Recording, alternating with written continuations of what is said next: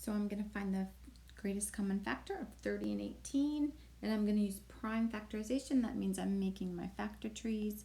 I'm going to break 30 up into 3 and 10. You may have started with something different. It's okay. We'll get the same prime factors. So 3 is prime. I circled it. 10 is not. It breaks up into 2 and 5. Those are both prime.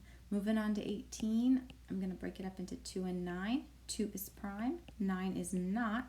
So it breaks up into 3 and 3.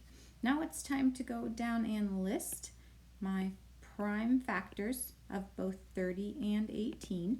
And this you should have done on your Pear Deck.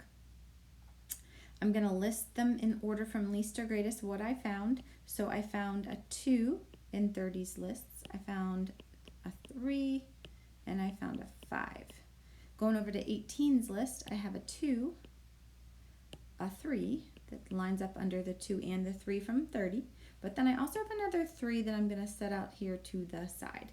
So my matches are a 2 and a 3.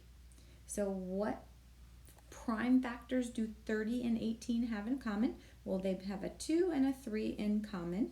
And what am I going to do with those? I'm going to multiply them. So the greatest common factor of 30 and 18 is 6.